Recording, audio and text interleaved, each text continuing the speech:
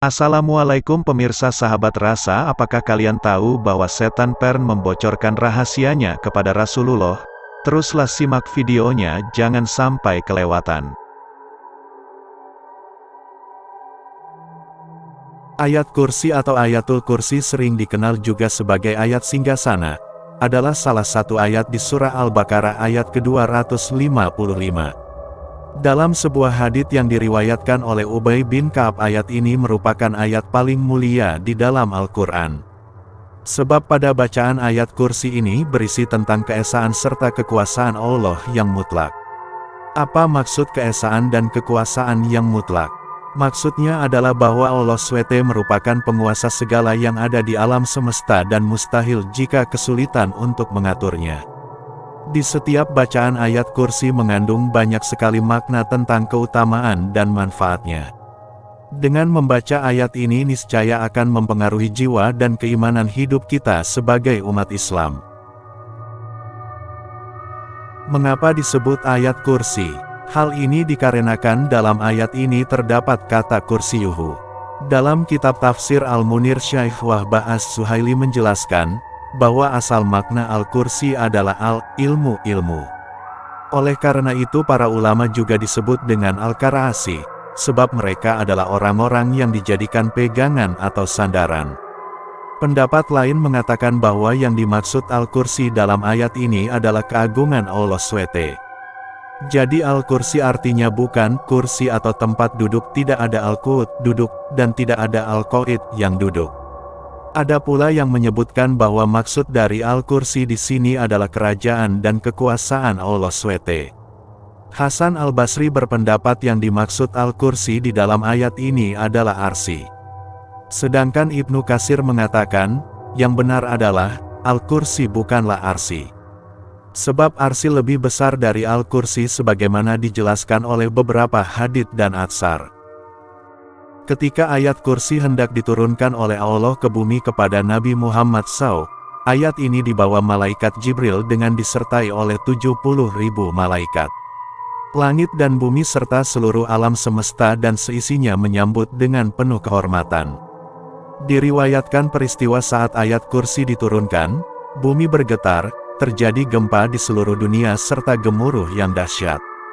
Bahkan mahkota para raja-raja di dunia terlepas dari kepala dan jatuh ke bumi.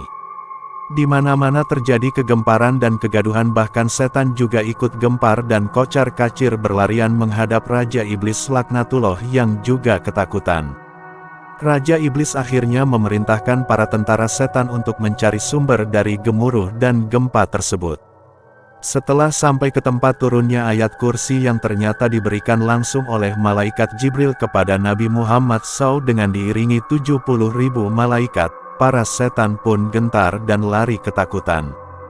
Dengan turunnya ayat ini akan membuat kaum muslimin mendapat manfaat dan perlindungan yang sangat kuat dari Allah.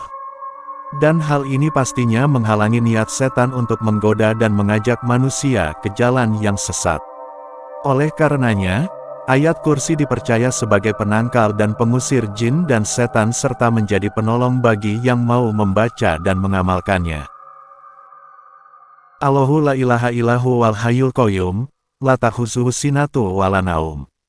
Lahu ma fis samawati wa ma fil ardi man zallazi yashfa'u indahu illa bi'izni, ya'lamu ma baina aydihim wa ma khalfahum wa la yuhituna bisyai'in min ilmihi illa bima syaa'. Wasi'a kursiyuhus samawati wal ardo wala yauduhu hifduhuma wa huwal aliyyul adim.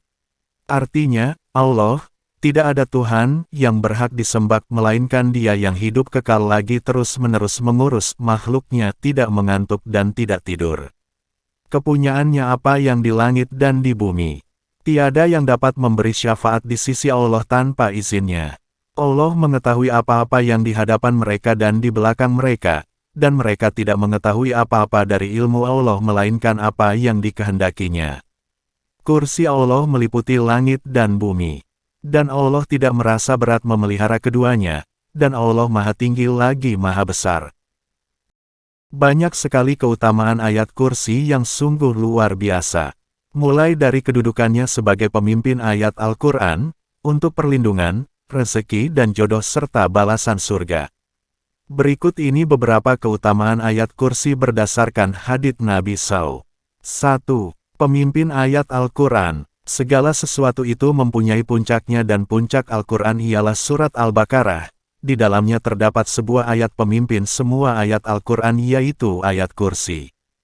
Hari, Tirmidzi. 2. Doa yang mustajabah. Siapa saja yang membaca ayat kursi kemudian berdoa, maka doanya akan dikabulkan oleh Allah.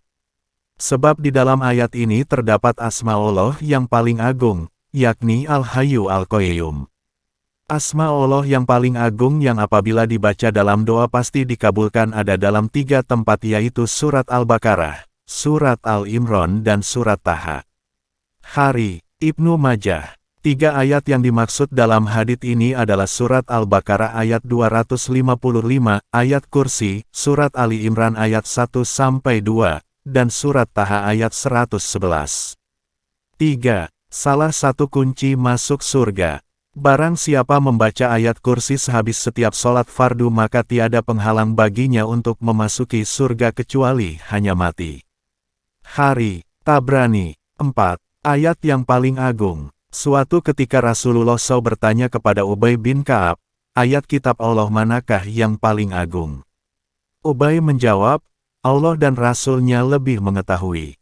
Rasulullah SAW mengulang-ulang pertanyaannya, maka Ubay menjawab, ayat kursi. Kemudian Rasulullah SAW bersabda, selamatlah dengan ilmu yang kamu miliki, hai Abu Munsir.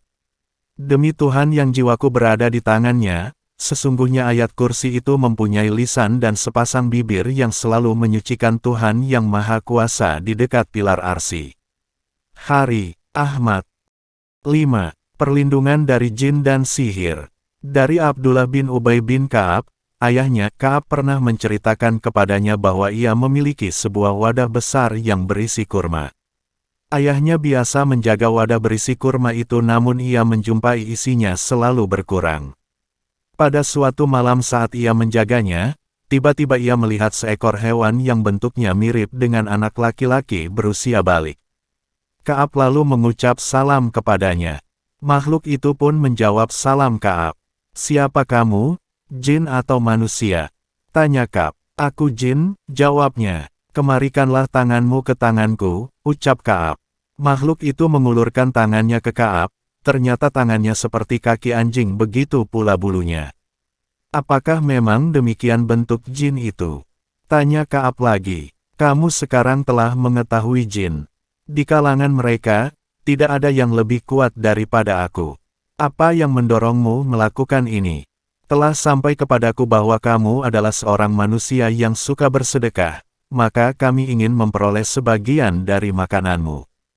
Hal apakah yang dapat melindungi kami dari gangguan kalian? Ayat ini, yakni ayat kursi, jawab jin tersebut. Keesokan harinya, Ka'ab berangkat menemui Rasulullah SAW, lalu menceritakan hal itu kepada beliau. Nabi SAW kemudian bersabda, benarlah apa yang dikatakan oleh si jahat itu. Hari, Hakim, dikutip Ibnu Katsir saat menafsirkan ayat kursi. 6. Seperempat Al-Quran. Rasulullah SAW pernah bertanya kepada salah seorang lelaki dari kalangan sahabatnya, hai Fulan, apakah kamu sudah menikah? Laki-laki itu menjawab, belum ya Rasulullah, karena aku tidak mempunyai biaya untuk menikah. Nabi SAW bertanya, bukankah kamu telah hafal Qul Huwallahu Ahad surat Al-Ikhlas? Lelaki itu menjawab, memang benar. Nabi SAW bersabda, seperempat Al-Quran. Bukankah kamu telah hafal Qul Ya Ayyuhal Kafirun surat Al-Kafirun? Laki-laki itu menjawab, benar. Nabi SAW bersabda, seperempat Al-Quran. Bukankah kamu telah hafal Iza Zulzilati surat Al-Zalzalah? Laki-laki itu menjawab, benar. Nabi SAW bersabda, seperempat Al-Quran. Bukankah kamu telah hafal Iza Ja'a Nasrullah surat An-Nasr? Laki-laki itu menjawab, benar. Nabi SAW bersabda, seperempat Al-Quran. Bukankah kamu telah ayat kursi, Allahu la ilaha illallah? Laki-laki itu menjawab, benar. Nabi SAW bersabda, seperempat Al-Quran. Hari, Ahmad, dikutip Ibnu Katsir saat menjelaskan tafsir ayat kursi. 7. Kunci rezeki dan jodoh. Hal ini sebagaimana yang tersirat dari hadits riwayat Imam Ahmad di atas. Ketika seorang sahabat mengatakan belum menikah karena alasan tidak memiliki biaya, Rasulullah SAW memerintahkannya membaca surat Al-Ikhlas, surat Al-Kafirun, surat Al-Zalzalah, surat An-Nasr dan ayat kursi. Dan barang siapa yang banyak membaca ayat kursi, insya Allah akan dimudahkan rezeki dan juga lekas mendapatkan jodohnya.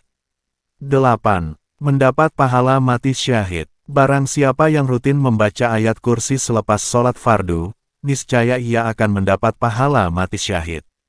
Barang siapa membaca ayat kursi setiap selesai sholat, maka yang akan mencabut nyawanya adalah Allah sendiri dan ia bagaikan orang yang berperang bersama para nabi hingga mendapatkan mati syahid. Hari Hakim.